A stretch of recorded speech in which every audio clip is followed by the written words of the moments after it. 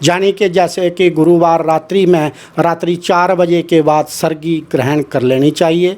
और सर्गी का जो समय होता है वह सूर्य उदय से पहले ही होता है, ना कि सूर्य उदय के बाद। पंडित जी, बात करें तो बहुत सारे लोगों का एक ये भी सवाल होता है कि क्या पुरुष ये करवा चौथ का व्रत रख सकते हैं?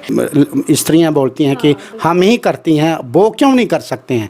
अगर इस व्रत को पुरुष भी करें तो उसमें कोई परहेज नहीं है। सबसे पहले जितनी भी माताएं या बहनें या बच्चियां हैं जो व्रत रखती हैं, उनसे मैं विशेष अपनी तरफ से आग्रह करूंगा कि कृपया जो व्रत होता है सबसे पहले उसमें कला कलेश, कोई किसी किस्म का आपस में तर्क वितर्क ना करें।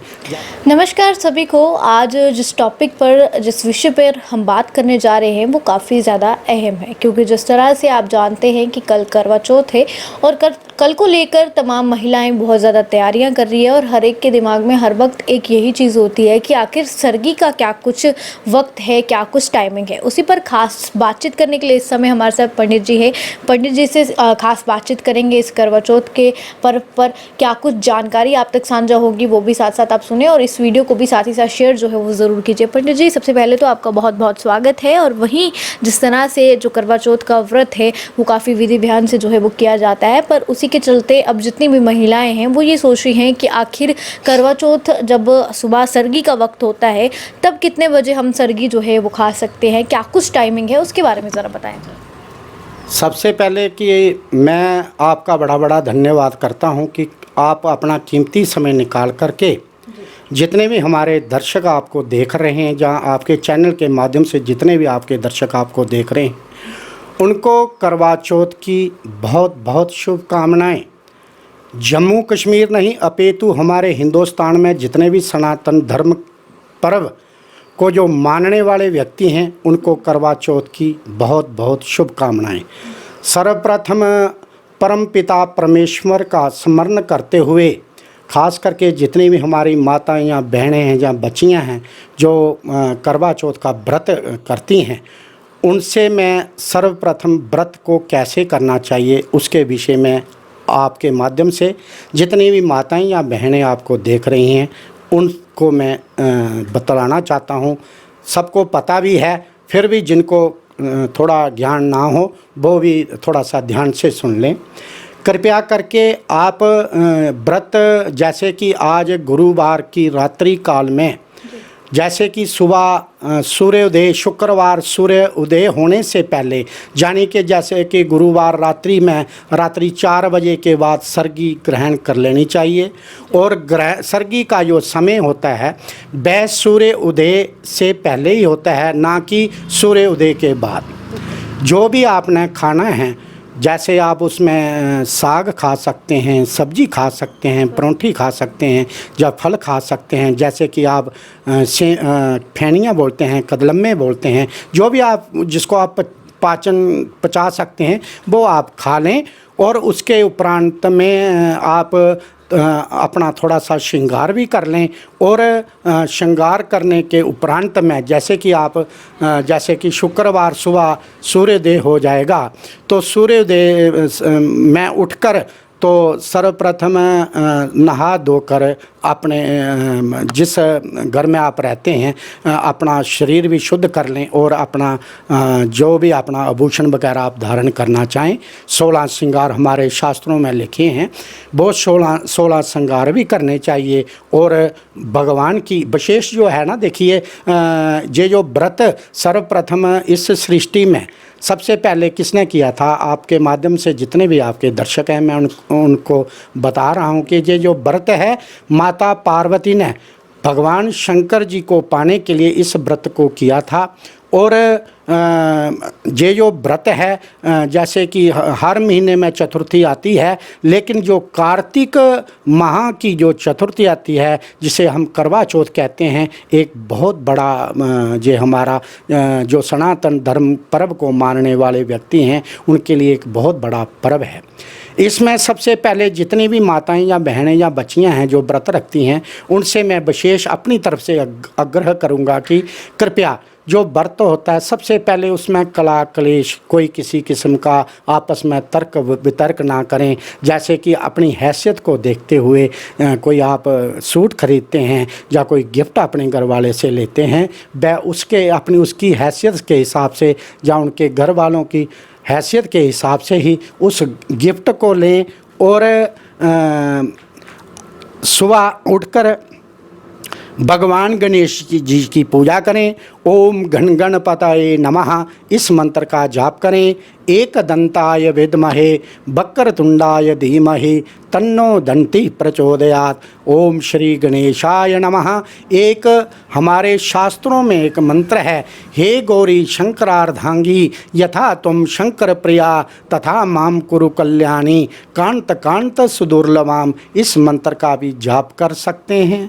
और इस मंत्र के जाप के साथ साथ अपने मन को भगवान के प्रति, जैसे आपने निराहार जल को भी छोड़ दिया है, अन्न को भी छोड़ दिया है, सारी वस्तुओं का जो खाने के पदार्थ हैं उन सब वस्तुओं का परित्याग कर दिया है, उन वस्तुओं को छोड़कर जैसे आपने परित्याग किया है, वैसे ही अपने जो मन के जितने भी विषय हैं, विकार हैं, सबका परित्याग करके अपने पति की दीर्घायु के लिए इस मंत्र का, इस व्रत का, जैसे कि करवा चौथ को जो व्रत करना है वह भगवान से इस तरह का वो व्रत करें। और जिनकी शादी नहीं हुई है वह भी इस व्रत को भगवान के प्रति करें और भगवान के प्रति भगवान से यही आराधना करें, हे प्रभु जो हमारा वर हो उसकी दीर्घायु हो और हमारे घर में सुख और समृद्धि बने रहे, आने वाला जो हमारा समय है बड़ा अच्छा रहे और हमारे घर में सुख और समृद्धि बनी रहे। और ऐसी कामना करनी है। जैसे कि कल करवा चौथ है, करवा चौथ में जो चंद्रोदय जो रात्रि काल में 8:12 में रात्रि काल में चंद्र उदय जो होंगे उनके दर्शन करेंगे। और चंद्रोदय के बाद जितनी भी जो शादीशुदाएँ माताएं या बहनें हैं, जहाँ जो कुंवारी लड़कियां भी हैं, वह सबसे पहले चंद्रमा को अर्घ दें। अर्घ में एक गड़बा लें, हो सके तो चांदी का गड़बा हो, ना तो पीतल का हो, नहीं तो आप स्टील का भी ले सकते हैं। और उसमें थोड़ा सा दूध मिला दें। अक्षत चावल, अक्षत कहते हैं जो पूरे साबुत चावल होते हैं, वो 5 डाल लें, 7 डाल लें, 9 डाल लें, 11 डाल लें। अक्षत और चावल और दूध और सफ़ेद पुष्प हो, कमल गुलाब का फूल भी डाल सकते हैं। और भगवान चंद्रमा के जो दर्शन हैं, छननी जिसमें हम आटा छानते हैं, उस छननी से भगवान दर्शन, उस भगवान चंद्रमा के दर्शन करें। हो सके तो जो चंद्रमा की छननी के बीच में एक दीपक भी रखें।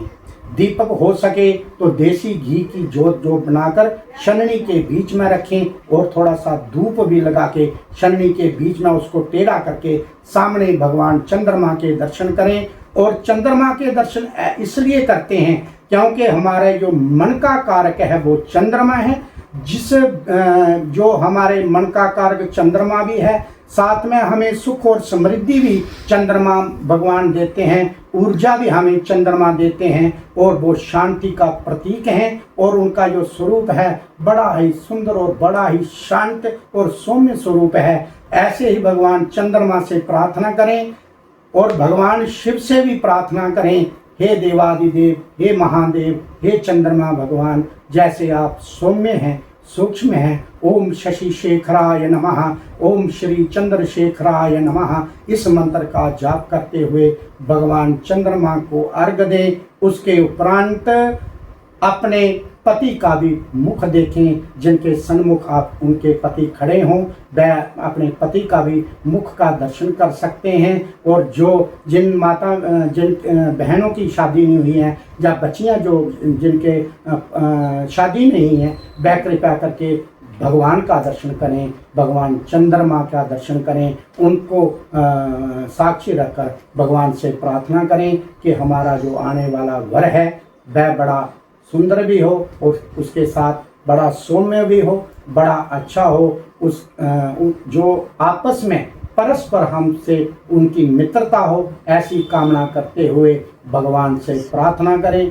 और विशेष करके जितने भी आपके जो दर्शक देख रहे हैं उनको करवा चौथ की बहुत बहुत शुभकामनाएं। देखिए वहीं पर अगर हम पंडित जी बात करें तो बहुत सारे लोगों का एक ये भी सवाल होता है कि क्या पुरुष ये करवा चौथ का व्रत रख सकते हैं, क्योंकि कई सारे महिलाओं का ये कहना होता है कि अगर हमने व्रत रखा है तो आप भी ज़रूर रखें, अगर हम आपके लिए भूखे प्यासे पूरे दिन बैठे। तो इस पर आप क्या कुछ जानकारी देंगे?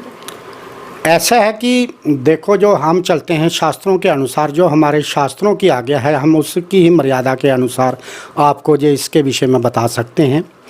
विधान तो करवा चौथ व्रत का जो सुहागवती स्त्रियाँ हैं उनके लिए है। जहाँ बच्चियाँ हैं जिनकी शादी नहीं हुई है, वह अपने पति को पाने के लिए, क्योंकि ये जो व्रत सर्वप्रथम मैंने जैसे आपको बताया कि ये जो व्रत प्रारंभ कहाँ से हुआ और सबसे किसने किया। ये जो माता पार्वती ने जब भगवान शंकर भोले बाबा जी को पाने के लिए इस व्रत को शुरू किया था, और उस समय जो व्रत माता पार्वती ने ही किया था।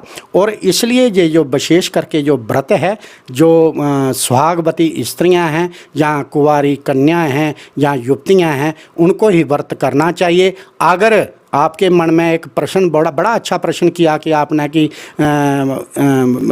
स्त्रियां बोलती हैं कि हम ही करती हैं, वो क्यों नहीं कर सकते हैं।